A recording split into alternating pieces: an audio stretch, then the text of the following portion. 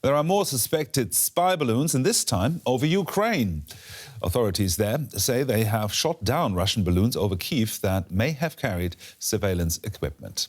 Officials say only a few of the 6 balloons detected have been brought down. The Kremlin has not yet commented on the reports. Meanwhile, Russia is ramping up its attacks on areas of eastern Ukraine, and NATO countries are responding to Kyiv's call for support by promising to increase their production of munitions for the Ukrainian military.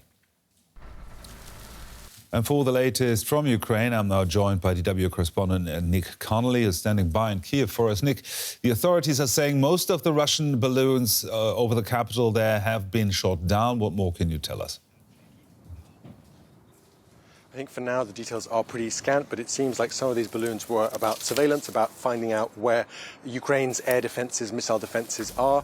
But there's also a suggestion that some of these were basically kind of fake targets for Ukraine's missile defence systems, a way to use very cheap balloons, maybe with some kind of metallic objects involved that trick radars, trick Ukraine's forces into wasting very, very expensive and very scarce anti-missile, anti-aircraft munitions, which, as we've been hearing in recent days, are in very short supply, and Western countries now scrabbling to kind of up production of those for Ukraine to make sure that the kind of present level of defence capability stays in place, stays realistic. But certainly that was something new for Kyiv. We have actually heard reports of similar balloons being used close to the front lines in the east, but certainly for Kyiv that was something new yesterday. Now, Russia has intensified, clearly, its attacks across southern and eastern Ukraine. And now we're getting reports of Ukrainian forces retreating. What's the latest from those front lines?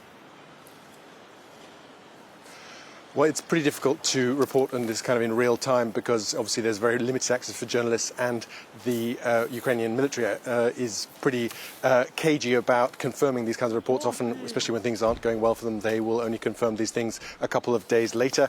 The Russians are claiming some advances in Luhansk Oblast, but they basically control all of that region. So this is all pretty small stuff, and there's also a pretty wide river west of where they currently are. So if they were to push further, that's all pretty difficult. But certainly there's a sense that Russia is desperate for anything it can sell as a victory right now, anything to kind of reverse the tide of bad news for the Russian military. And in Bakhmut and Luhansk, everywhere we're seeing the Russians really upping the pressure on Ukraine's forces. Now, NATO countries just promised to increase their production of artillery munitions. What's the view in Kyiv there? Will it arrive in time, and will it be enough? Well, certainly there is a fear in Ukraine that Western countries simply don't get the scale of this war and that they don't really understand the intensity of fighting. You might be able to hear the air raid sirens just behind me, especially as this year anniversary comes closer. There's a feeling that Vladimir Putin is so desperate to kind of explain why he's doing this and to kind of convince the Russian people to keep committed to this war, that he is going to try and pull out all the stops and maybe send more missiles, more planes, potentially even to attack cities like Kyiv. So there's a real worry and a kind of desire here to try and convince and going to bring that message across to European countries who might be getting, eventually, a bit weary of this war, that it is time to up their support for Ukraine and to really provide supplies on a much bigger scale and to really change the way their economies are working to give Ukraine that support. Nick Connolly, there in Kyiv there, thank you very much for your reporting.